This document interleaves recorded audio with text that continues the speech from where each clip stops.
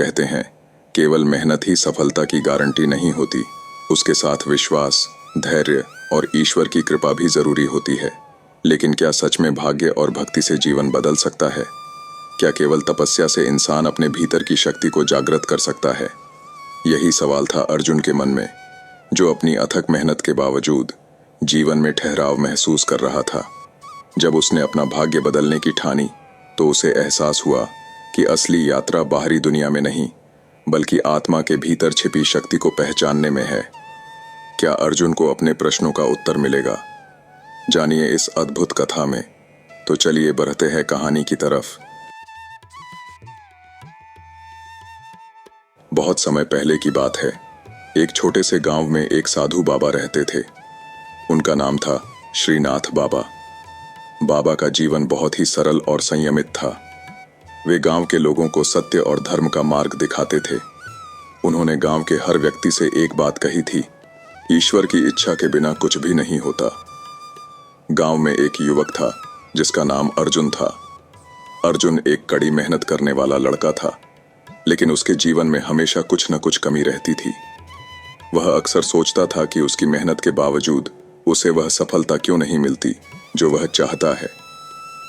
एक दिन अर्जुन बाबा के पास गया और उनसे पूछा, बाबा, मैं बहुत मेहनत करता हूं, लेकिन फिर भी मेरे सपने साकार नहीं होते। मुझे क्या करना चाहिए? बाबा मुस्कुराए और बोले, अर्जुन, तू मेहनत तो करता है, लेकिन तू ये भूल जाता है कि सफलता और असफलता का कारण सिर्फ तेरी मेहनत नहीं है, बल्कि वह ईश्वर की इच्छा है। अगर ईश्वर की इच्छा तेरे साथ है, तो तेरी मेहनत साकार होगी। अर्जुन को बाबा की बात कुछ हद तक समझ में आई, लेकिन फिर भी वह यह सोचता रहा कि क्या सच में केवल ईश्वर की इच्छा ही सबसे महत्वपूर्ण है। वह दिन रात मेहनत करता रहा, लेकिन उसे कोई बड़ा परिणाम नहीं मिला। एक दिन उसने सोचा कि अगर बाबा ने कहा है, तो वह और ईश्वर के साथ अपनी निष्ठा को और मजबूत करेगा। अर्जुन ने अब अपने जीवन में बाबा की बातों को पूरी तरह से अपनाने का फैसला किया। उसने सोचा कि अगर उसे सफलता चाहिए, तो उसे अपने मन और आत्मा को पूरी तरह से ईश्वर में समर्पित करना होगा। अर्जुन ने ईश्वर से एक सच्चे भक्त की तरह प्रार्थना करनी शुरू कर दी और हर कार्य में उनके मार्गदर्शन की याचना करने लगा। दिन बीतते गए और अर्जुन के भीतर एक गहरी शांति और संतुष्टि का अनुभव होने लगा। वह अब अपनी कठिनाइयों और समस्याओं को धैर्य से सामना करता था। जब भी कोई मुश्किल सामने आती, वह बाबा की बात याद करता और अपनी निष्ठा को और मजबूत करता। कुछ समय बाद गांव में एक बड़ा उत्सव हुआ, जिसमें गांव के सबसे सक्षम व्यक्तियों को सम्मानित किया जाना था। गांव के बुजुर्गों ने अर्जुन को भी आमंत्रित किया, क्योंकि उन्होंने देखा था कि अर्जुन अपनी मेहनत और ईश्वर की कृपा से सबको प्रभावित कर रहा था। लेकिन अर्जुन को इसका कोई खास मतलब नहीं था। वह अपनी साधना और काम में इतना व्यस्त था कि उसे यह उत्सव और सम्मान बिल्कुल भी महत्वपूर्ण नहीं लगा। उसने सोचा, अगर मुझे कोई सम्मान मिलेगा तो वह ईश्वर की इच्छा से होगा, और अगर नहीं मिलेगा तो भी मुझे कोई फर्क नहीं पड़ेगा। अर्जुन का ध्यान अब केवल अपने काम और भक्ति पर था। उसने उत्सव के दिन भी बाबा के पास जाने का निर्णय लिया, ताकि वह भगवान से और अधिक आशीर्वाद प्राप्त कर सके। बाबा से मिलते हुए अर्जुन ने कहा, बाबा, मुझे कोई सम्मान नहीं चाहिए। मुझे केवल यह चाहिए कि मैं ईश्वर की सेवा में अपने जीवन को पूरी तरह से समर्पित कर सकूं। बाबा ने मुस्कुराते हुए उसे आशीर्वाद दिया और कहा, अर्जुन, तुम्हारी निष्ठा और भक्ति ही सबसे बड़ी उपलब्धि है। जिस दिन तुम अपनी भक्ति को सच्चे दिल से निभाओगे, वही दिन तुम्हारी सच्ची सफलता का होगा। समय बीतता गया और अर्जुन अपनी साधना में पूरी तरह डूब गया। वह अब किसी भी बाहरी पुरस्कार या पहचान की चिंता किए बिना केवल ईश्वर की सेवा में दिन रात लगा रहता था। उसकी मेहनत में एक गहरी शांति और संतोष था, जो उसे बाहरी संसार से कहीं ज्यादा मूल्यवान महसूस होता था। एक दिन गांव में एक बड़ा संकट आ गया। अचानक नदी में आए बाढ़ के कारण गांव के कई घर और खेत जलमग्न हो गए। लोग डर और चिंता में घिरे हुए थे। हर कोई अपने परिवार और संपत्ति को बचाने के लिए घबराया हुआ था, लेकिन कोई भी ठोस उपाय नहीं सुझा पा रहा था।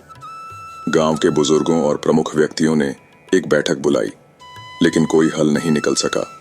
अंत में एक व्यक्ति ने सुझाव दिया कि कि गांव के सबसे निष्ठावान और ईश्वर में विश्वास रखने वाले अर्जुन से मदद ली जाए। जब यह बात अर्जुन तक पहुंची तो उसने बिना किसी संकोच के अपनी सहायता देने का वादा किया। अर्जुन ने सोचा, अगर मुझे ईश्वर ने यह कार्य सौंपा है तो मैं इसे पूरा करूंगा। उसने तुरंत नदी के किनारे जाकर प्रार्थना शुरू की ताकि बाढ़ की स्थिति में कोई सुधार हो सके और गांव के लोग सुरक्षित रह सकें। अर्जुन की भक्ति और विश्वास ने गांव के लोगों को एक नई उम्मीद दी। वह अपनी पूरी ताकत और समर्पण से नदी के किनारे खड़ा रहा, मानो वह केवल भगवान से यही प्रार्थना कर रहा हो कि हे प्रभु, मुझे तुझसे कोई वरदान नहीं चाहिए, बस तू हमारे गांव को इस संकट से उबार ले। इस दौरान गांव के अन्य लोग भी अर्जुन से प्रेरित होकर एकजुट होने लगे। वे सभी मिलकर नदी के किनारे के इलाके को सुरक्षित करने के लिए काम करने लगे। यह एक अद्भुत दृश्य था जिसमें न केवल अर्जुन की भक्ति बल्कि पूरे गांव की एकता और समर्पण का भी पता चल रहा था। अर्जुन का विश्वास और मेहनत रंग लाई। अचानक नदी का पानी रुक गया और बाढ़ की स्थिति में राहत आ गई। गांव के लोग विश्वास नहीं कर पा रहे थे, लेकिन अर्जुन को देखकर उन्होंने महसूस किया कि यह सब भगवान की कृपा और अर्जुन की निष्ठा के कारण संभव हुआ। गांव के बुजुर्गों ने कहा, देखो, अर्जुन ने न केवल अपनी मेहनत से बल्कि ईश्वर में अपार विश्वास और भक्ति से यह चमत्कारी परिवर्तन किया है। अर्जुन ने जिस प्रकार से गांव की बाढ़ से सुरक्षा की थी, वह सभी के लिए एक अद्वितीय उदाहरण बन गया था। उसकी भक्ति और ईश्वर के प्रति विश्वास ने न केवल उसे सम्मान दिलवाया, बल्कि पूरे गांव में एक नई ऊर्जा का संचार किया। लोग अब समझ गए थे कि सिर्फ मेहनत नहीं, बल्कि भगवान में विश्वास और सही मार्गदर्शन से बड़ी समस्याओं का समाधान हो सकता है। इस घटना के बाद अर्जुन के मन में एक नई जिज्ञासा और समझ पैदा हुई। वह जानना चाहता था कि ईश्वर की इच्छा और भक्ति में और क्या गहराई है और कैसे वह अपनी आत्मा को और अधिक शुद्ध कर सकता है। इसलिए उसने एक दिन बाबा के पास जाने का निश्चय किया ताकि वह उनके मार्गदर्शन को और अधिक गहराई से समझ सके। जब अर्जुन बाबा के पास पहुंचा तो उसने विनम्रता से कहा, बाबा, मैंने अब तक यह महसूस किया है कि हर कार्य में मेहनत और ईश्वर का आशीर्वाद आवश्यक है, लेकिन क्या मैं और कुछ कर सकता हूँ? क्या मेरी भक्ति और निष्ठा को और भी बढ़ाया जा सकता है? बाबा ने मुस्कुराते हुए कहा, अर्जुन, जब तुम ईश्वर से प्रेम करते हो तो तुम्हारी भक्ति और निष्ठा का कोई अंत नहीं होता, लेकिन आत्मा की शुद्धता और विश्वास तभी पूरे होते हैं जब तुम अपनी इच्छाओं और वासनाओं पर नियंत्रण पाओ।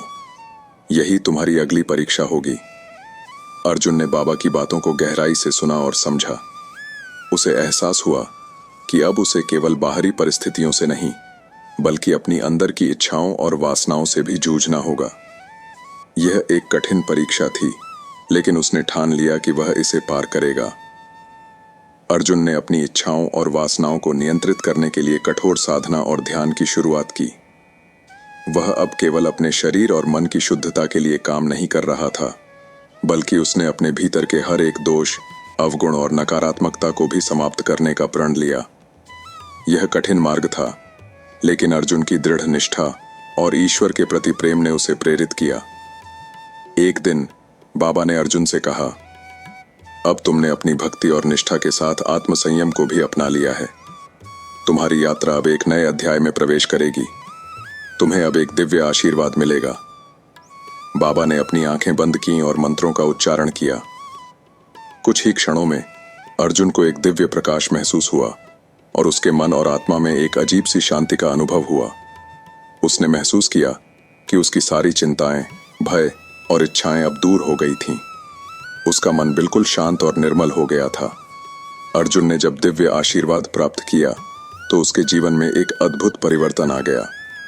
अब उसका मन पूरी तरह से शांत था और उसने जीवन को एक नए दृष्टिकोण से देखना शुरू किया। उसके भीतर एक अनकहा विश्वास और संतुलन था, जो न केवल उसे व्यक्तिगत रूप से प्रभावित कर रहा था, बल्कि उसके आसपास के लोगों पर भी गहरा असर डाल रहा था। गांव के लोग अर्जुन की बदलती हुई स्थिति को देखकर हैरान थे। वे देख सकते थे कि अर्जुन की मेहनत, भक्ति और आस्था के कारण उसकी चेतना में एक दिव्य शक्ति का प्रवाह हो रहा था। उसकी उपस्थिति में ही लोग शांति और सुख का अनुभव करते थे। अब वह न केवल एक मेहनती युवक था, बल्कि एक आध्यात्मिक मार्गदर्शक भी बन चुका था, जो लोगों को जीवन की सही दिशा दिखाता था। एक दिन गांव में एक और बड़ा संकट आया। इस बार यह संकट बाहरी था। गांव में एक शक्तिशाली सम्राट की सेना का हमला होने वाला था। सम्राट ने गांव को अपनी सत्ता में लेने के लिए उसका घेराव करना शुरू कर दिया था। गांव के लोग डर के मारे घबराए हुए थे, क्योंकि उनकी शक्ति और संसाधन सम्राट के मुकाबले बहुत कम थे। गांव के बुजुर्गों और प्रमुख व्यक्तियों ने अर्जुन से मदद की अपील की। वे जानते थे कि अर्जुन की आस्था और दिव्य शक्ति ने पहले भी उन्हें संकट से उबारा था, और अब भी यही उनकी उम्मीद थी। अर्जुन ने जब यह सुना तो वह बिना किसी संकोच के अपने गांव वालों के साथ खड़ा हो गया। लेकिन अब उसका दृष्टिकोण पहले से अलग था। उसने किसी प्रकार की युद्ध की योजना नहीं बनाई, न ही शस्त्रों या सैन्य बल पर ध्यान दिया। उसकी केवल एक योजना थी। वह अपने गांव के लोगों को विश्वास दिलाना चाहता था कि अगर वे एकजुट होकर ईश्वर में विश्वास करेंगे तो कोई भी ताकत उन्हें पराजित नहीं कर सकती। अर्जुन ने गांव के लोगों को एकत्रित किया और कहा, सच्ची शक्ति न तो तलवार में है, न ही धन में, बल्कि हमारे भीतर ईश्वर के प्रति अपार विश्वास और आस्था में है। हम जितना विश्वास करेंगे उतनी ही ईश्वर की कृपा हमारे साथ होगी। गांव के लोग अर्जुन की बातों को समझ गए और उन्होंने उसके साथ मिलकर एक विशाल प्रार्थना सभा आयोजित की। सभी ने एक साथ मिलकर सम्राट और उसकी सेना के खिलाफ प्रार्थना की। वे ईश्वर से निवेदन कर रहे थे कि वे उनके गांव को रक्षा प्रदान करें और उनका मार्गदर्शन करें। कुछ ही समय बाद यह चमत्कारी घटनाएं घटित होने लगीं। सम्राट की सेना अचानक एक अजीब तरह से विचलित हो गई और उनके आक्रमण का रास्ता रुक गया। सम्राट की सेना में अराजकता फैल गई और वे बिना किसी स्पष्ट कारण के वापस लौटने लगे। सम्राट खुद भी यह नहीं समझ पाया कि यह परिवर्तन क्यों हुआ। गांव के लोग हर्षित थे और उन्हें पूरी तरह से विश्वास हो गया कि यह सब अर्जुन की भक्ति और ईश्वर की कृपा के कारण हुआ था। अर्जुन ने फिर से साबित कर दिया कि जब लोग मिलकर सत्य और विश्वास के साथ एकजुट होते हैं तो कोई भी बाहरी शक्ति उनका कुछ नहीं बिगाड़ सकती। अर्जुन की आस्था और भक्ति ने न केवल उसके गांव को संकट से उबारा, बल्कि उसने एक नया जीवन दर्शन भी प्रस्तुत किया। वह अब सिर्फ एक साधारण युवक नहीं, बल्कि एक सशक्त आध्यात्मिक नेता बन चुका था। उसकी उपस्थिति में हर व्यक्ति को शांति और धैर्य का अनुभव होने लगा। लोग उसकी निस्वार्थ सेवा और एकता के विचारों से प्रेरित हो रहे थे। सम्राट की सेना को पराजित करने के बाद अर्जुन का नाम और उसकी शिक्षाएं दूर दूर तक फैलने लगीं। कई और गांवों के लोग भी उसकी मदद के लिए आने लगे। अर्जुन ने उन सभी को यही समझाया कि जो शक्ति भीतर है वही सबसे बड़ी है, वह शक्ति जो भगवान से जुड़ी होती है। उसने हर किसी से यही कहा कि अपने आत्मविश्वास और ईश्वर की कृपा से वे किसी भी समस्या का हल ढूंढ सकते हैं। अर्जुन का जीवन अब पूरी तरह से आत्मज्ञान की ओर बढ़ रहा था। वह किसी बाहरी सफलता की ओर नहीं देख रहा था, बल्कि उसकी सबसे बड़ी प्राप्ति थी ईश्वर के साथ उसका दिव्य संबंध और आत्मा की शुद्धता। वह अपनी सभी सांसारिक इच्छाओं और वासनाओं से मुक्त हो चुका था और एक साधक की तरह अपनी साधना में तल्लीन था। एक दिन जब अर्जुन अपने गांव के बाहर एक बगीचे में ध्यान में बैठा हुआ था, तो उसके सामने एक दिव्य आकृति प्रकट हुई। वह आकृति कोई और नहीं बल्कि भगवान श्री कृष्ण थे। भगवान ने मुस्कुराते हुए अर्जुन से कहा, तुमने मुझे हमेशा अपनी आस्था में रखा और अपनी निष्ठा से न केवल अपने गांव बल्कि दूर दूर तक लोगों को सही मार्ग दिखाया। अब तुम्हारा जीवन समाप्ति की ओर बढ़ चुका है। तुम्हें अपने शरीर का त्याग करना होगा ताकि तुम मेरे पास आ सको। अर्जुन को भगवान के दर्शन हुए और वह भाव विभोर हो गया। उसने भगवान से कहा, हे प्रभु, मैं आपसे एक अंतिम विनती करता हूं। क्या मैं अपनी आस्थाओं और कार्यों के माध्यम से इस धरती पर कुछ और योगदान दे सकता हूं? भगवान श्री कृष्ण ने कहा, तुम्हारा कार्य पूरा हो चुका है अर्जुन। तुमने जिस रास्ते पर चलकर जीवन को समझा और अपने सिद्धांतों के साथ दूसरों को प्रेरित किया, वह सबसे बड़ा कार्य था। अब तुम्हें आत्मज्ञान और शांति की ओर बढ़ना है। तुम्हारा शरीर केवल एक माध्यम था, असली तुम तुम्हारी आत्मा हो जो निरंतर मेरे साथ है। अर्जुन ने भगवान के चरणों में सिर झुका दिया और एक अंतिम बार भगवान की उपस्थिति में शांति और संतोष का अनुभव किया। वह जान चुका था कि जीवन के सबसे बड़े मूल्य आस्था, भक्ति और निष्ठा के द्वारा ही वह परम सत्य को प्राप्त कर सकता है। भगवान ने अपनी दिव्य दृष्टि से अर्जुन को आशीर्वाद दिया और उसे अपने साथ ले लिया।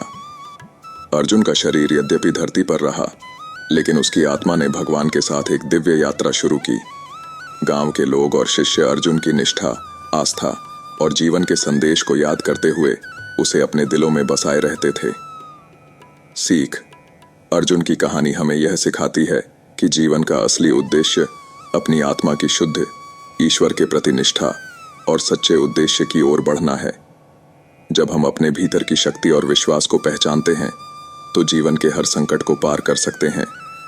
आत्मज्ञान और शांति प्राप्त करना ही जीवन का सर्वोत्तम लक्ष्य है।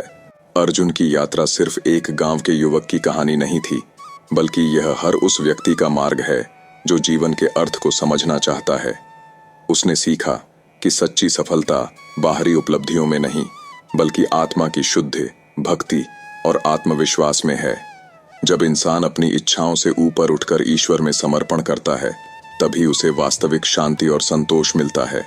अर्जुन ने न केवल खुद को बदला, बल्कि अपने विश्वास और भक्ति से पूरे गांव को भी रोशनी दिखाई।